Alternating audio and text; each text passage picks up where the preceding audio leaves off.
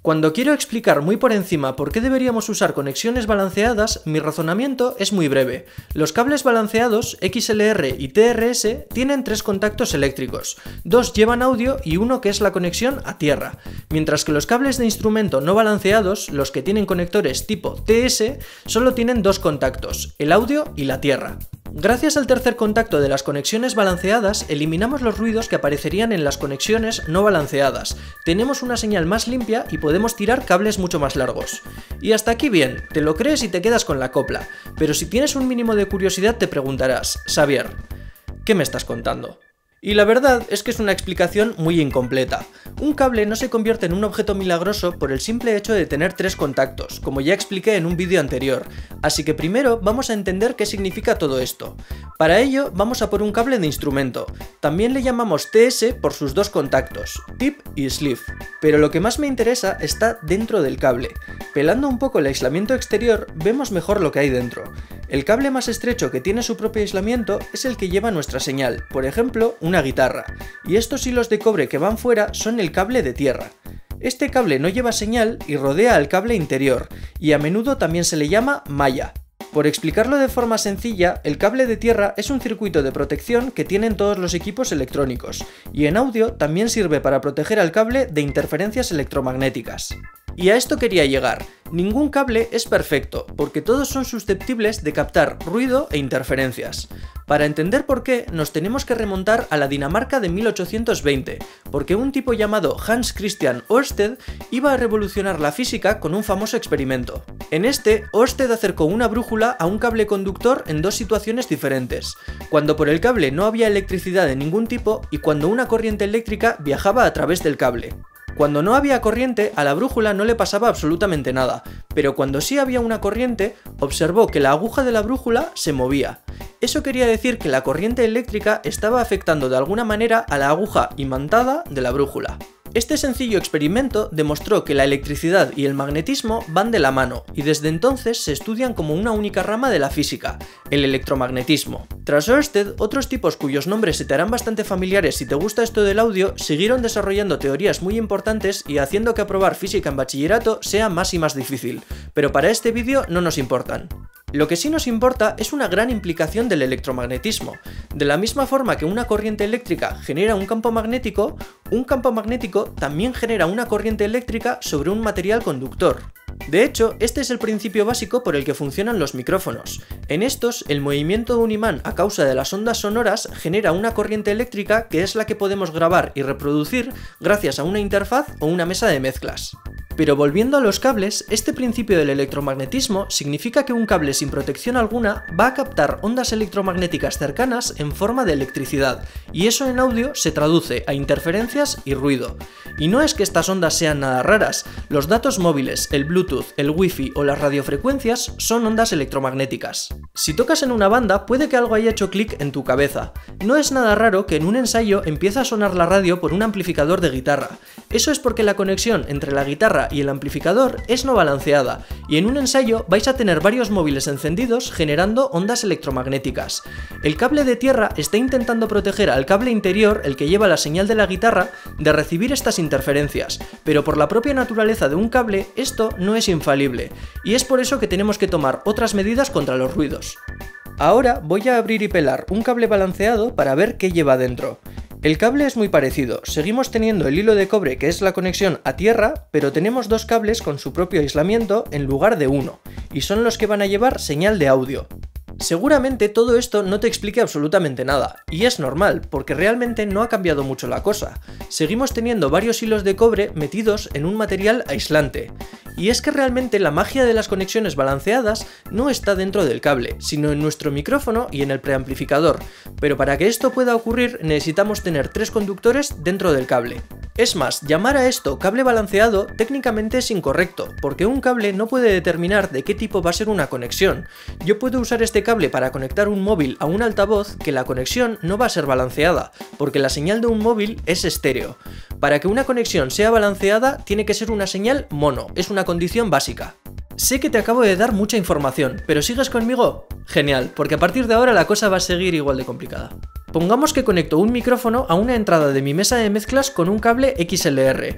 La mayoría de micrófonos genera una señal mono, y precisamente la combinación de los tres contactos y la señal mono es la que hace que se trate de una conexión balanceada. Pero si la señal es mono, o sea que solo hay una única fuente sonora, ¿por qué tenemos dos conductores dentro de nuestro cable que transportan audio? Pues bien, es porque el micrófono está mandando la misma señal que recoge por ambos conductores, duplica la señal, pero con una pequeña diferencia en la fase de una de ellas. La fase es un concepto complicado y no quiero asustar a los bajistas que me puedan estar viendo, así que por este vídeo lo voy a explicar de manera muy sencilla. Una onda de audio es cíclica, y a la cantidad de ciclos que hace en un segundo le llamamos frecuencia, medida en hercios. Una onda con 120 hercios de frecuencia tiene este aspecto y suena así. Y una de 440 hercios suena así. A mayor frecuencia, más aguda. El volumen de una onda la determina su amplitud, o la altura que tiene en la representación gráfica, pero por no complicarnos, vamos a considerar que la amplitud de todas las ondas que voy a enseñar es la misma. Por último, nos quedaría la fase, que podemos entenderla como la dirección que tiene la onda desde un punto de referencia. Si dos ondas iguales siguen la misma dirección desde este punto, es que las dos ondas están en fase. Por el contrario, si una de ellas va en la otra dirección, están en contrafase. Pongamos que queremos sumar dos ondas de igual frecuencia. Si las dos ondas están perfectamente en fase, se suman y van a resultar en una mayor amplitud. Pero si están en contrafase, al intentar sumarlas se van a cancelar, porque es como si una tuviera signo positivo y la otra signo negativo. El resultado de esto es la reacción de la mayoría de la gente a mis chistes. Pues lo que hace un micrófono es enviar una de sus dos señales con la fase invertida. Y entonces te surge otra pregunta. ¿No acabas de decir que dos señales en contrafase al intentar sumarlas se cancelan? ¿Eso no haría que nos quedáramos sin sonido al llegar a la mesa de mezclas? Pues aquí está lo interesante, porque no es eso lo que ocurre. El caso es que los preamplificadores de cualquier interfaz o mesa de mezclas hacen el proceso contrario que el micrófono. Cogen una de las señales y le vuelven a invertir la fase, de forma que las dos señales quedan en fase y se van a poder sumar sin ningún problema. ¿Pero todo esto para qué? Pues ahora vamos al meollo de todo este asunto. Como ya hemos visto antes, el hecho de que un cable tenga tres conductores o solo dos como en los cables de instrumento no hace que uno sea mejor que el otro. Un cable de micrófono va a recoger las mismas interferencias en su recorrido que cualquier otro cable, aunque por suerte, gracias a las dos señales de audio que transporta, tenemos una muy inteligente solución para este problema. Una de las señales que manda un micrófono está en contrafase respecto a la otra, como ya hemos visto hace un momento, pero las interferencias y los ruidos se captan en el recorrido del cable, es decir, van a llegar después del micrófono, y eso significa que se van a recoger en fase. ¿Qué tenemos entonces? Pues tenemos dos señales idénticas pero con la fase opuesta que han recogido ruidos con la misma fase, como muestro en esta ilustración. Fíjate que la onda principal tiene direcciones opuestas, pero el ruido captado tiene la misma dirección, la misma fase. Ahora llegamos a la mesa. Hemos visto que el preamplificador va a cambiar la fase de una de las señales para poder sumarlas. ¿Y qué significa eso? Pues que los ruidos y las interferencias que antes estaban en fase, ahora quedan en contrafase, y al sumarse al llegar a la mesa se cancelan, se eliminan. El audio que nos importa, el del micrófono, se queda en fase y se suma, de forma que conseguimos eliminar la gran mayoría de ruidos que se nos puedan colar en el camino del cable. Esto es lo que hace una conexión balanceada, y es una de las principales razones por las que podemos tirar cables de micrófono de 30 o 50 metros si queremos sin perder calidad, mientras que usar cables de instrumento de esas distancias entre la guitarra y el amplificador puede ser un auténtico desastre. Es por eso que los de sonido recomendamos conectar instrumentos a una mesa de mezclas siempre con una caja de inyección, especialmente si vas a dar un concierto con tu banda. Una cosa es tocar en un local de ensayo donde solo van a estar vuestros 4 o 5 móviles generando ondas electromagnéticas, y otra cosa es tocar un concierto, donde tenéis que tener en cuenta a todo el público que va a ir a veros, y esos son unos 8 móviles. Si hay suerte. Pero no me quedo tranquilo si no demuestro que esto de la inversión de fase sucede en todos los preamplificadores, así que quiero hacer una demostración. Para ello he conectado este micrófono a una de las entradas de mi interfaz Motu M2. Desde la interfaz voy a conectar un cable TRS desde una de las salidas balanceadas hasta una entrada de mi grabadora Zoom H6 y ajusto el volumen de salida de la Motu y el de entrada en la Zoom.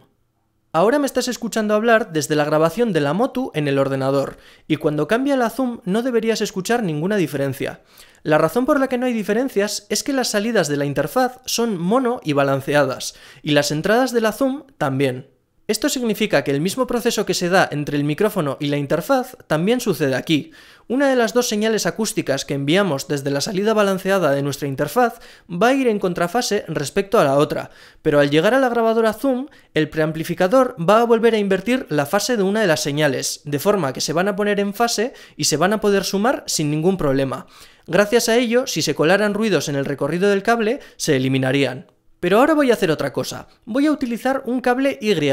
Este cable va desde dos conectores jack TS que conecto a las dos salidas de la interfaz y a un solo conector TRS para la entrada de la grabadora zoom. Y no voy a cambiar en absoluto los ajustes de volumen que he hecho antes. Comparemos el sonido.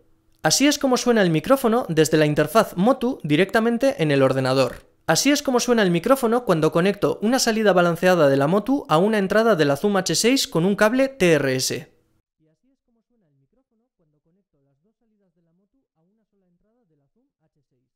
Y así es como suena el micrófono cuando conecto las dos salidas de la Motu a una sola entrada de la Zoom H6. ¿Qué acaba de pasar en este último ejemplo? Pues pasa que las salidas de una interfaz suelen ser balanceadas, o sea que en una salida tenemos dos señales de audio, una con la fase normal y otra en contrafase. Si yo utilizo conectores TS estoy perdiendo esta propiedad, porque solo me estoy quedando con una señal por salida. Lo que tengo es una señal que sale del canal izquierdo y otra que sale del canal derecho, pero claro, entre ellas van a estar en fase, y al combinarlas en un conector TRS van a funcionar más como una señal estéreo no balanceada. Sin embargo, ¿qué ocurre al llegar a la grabadora? Pues que como estoy conectando un cable TRS, la grabadora no lo va a entender como una señal estéreo, lo va a entender como una señal mono balanceada, que es para lo que están diseñadas las entradas. La consecuencia de esto es que el preamplificador va a invertir la fase de una de las señales que le están llegando, como haría con un micrófono. Pero claro, como las señales estaban en fase, ahora se quedan en contrafase y se cancelan, haciendo que nos quedemos con nada o casi nada de sonido. Esto, por cierto, va a suceder con cualquier señal estéreo que intentes conectar a una entrada mono balanceada. Por poner un ejemplo, voy a conectar este metrónomo a una entrada de mi interfaz con un cable TRS, porque como sé que la mayoría de la gente que me veis sois músicos, pues así veis uno de estos de vez en cuando. Si lo enciendo y lo hago sonar a tope de volumen, necesito dar un montón de ganancia en la interfaz para poder ver algo de nivel, y eso no es normal. Fíjate cómo suena el metrónomo cuando desconecto el cable. Pero quiero hacer un experimento más empírico con el cable Y que he enseñado hace un rato, que creo que te va a demostrar mejor cómo funciona todo esto de la fase. Para ello, pongo el conector TRS en una salida de la interfaz, y los dos conectores TS los conecto a las entradas. Desde Audacity he generado una onda sonora de 440 Hz que va a salir desde la interfaz y va a volver a las entradas. Si todo lo que he dicho es cierto, desde la salida sacamos dos señales de audio, una en contrafase respecto a la otra, y como las voy a grabar por separado, podremos ver si la fase cambia. Y aquí las tenemos separadas en dos pistas, y efectivamente se demuestra lo que he dicho. Una de las señales tiene la misma fase que el tono original que yo he generado, pero la otra señal tiene la fase invertida, y esto es clave para hacer una conexión balanceada. Si hubiera ruidos en el trayecto del cable, recuerda que se captarán en fase, y lo que va a hacer un preamplificador es invertir la fase de una de las señales completamente. La señal que estaba en contrafase ahora está igual que la original, pero los ruidos se quedarían en contrafase, haciendo que se cancelen mutuamente. Con estas últimas pruebas demuestro que nunca deberías conectar fuentes estéreo en entradas mono balanceadas, un error por cierto bastante habitual. Ya he visto varias veces cómo alguien intenta conectar un móvil con un cable TRS a una sola entrada de la mesa de mezclas. Esto sencillamente no va a funcionar, tienes que separar los dos canales del móvil de alguna forma porque es estéreo. En una señal estéreo, las dos señales acústicas que viajan por nuestro cable están en fase entre ellas, y si invertimos la fase de una, se van a cancelar mutuamente, pero al aparato al que se lo conectemos, esto sencillamente se la pela. Por poner otro ejemplo, nunca utilices un cable Y para combinar dos salidas de una mesa de mezclas en un único altavoz. Lo que mandes desde la mesa se va a cancelar al llegar al altavoz, porque este también tiene un preamplificador que va a tratar de invertir la fase de una de las señales que le llegan, o sea que vas a tener muy poco nivel en el altavoz si es que tienes algo. La única manera de que se escuche algo en esta situación concreta es si estás enviando cosas radicalmente distintas por el canal izquierdo y por el canal derecho de la mesa, por ejemplo una guitarra y un bajo, que no se van a cancelar tanto mutuamente. Aún así, incluso si existe esta excepción, no lo hagas, porque a la mínima que haya cosas en fase, se van a cancelar. Si quieres ver una demostración de todo esto que te acabo de comentar, te dejo en las anotaciones un vídeo del grandísimo José Luis Martí Faus, que lo explica todo fenomenal. En conclusión, hay que entender una señal balanceada como una señal mono, y lo que determina de qué tipo va a ser nuestra conexión es nuestra fuente sonora. Los micrófonos son balanceados, y las salidas mono de las interfaces y las mesas de mezcla también.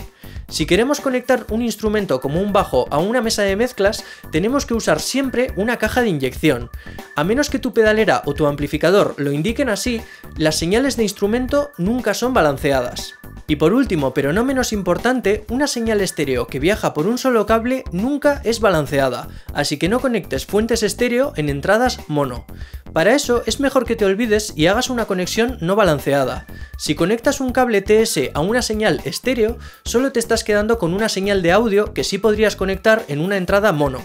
Eso sí, sin los beneficios que nos dan las conexiones balanceadas. Y hasta aquí el vídeo de hoy. Espero que hayas entendido bien qué son las conexiones balanceadas y por qué son más recomendables, sobre todo cuando tenemos tantos aparatos que emiten ondas electromagnéticas a nuestro alrededor. Yo me llamo Xavier Iriarte y si tienes alguna pregunta, sugerencia, halago o insulto, puedes dejarme un comentario aquí abajo. Y si te ha gustado este vídeo, considera dejar un me gusta y pasarte por mi canal para ver más explicaciones sobre audio.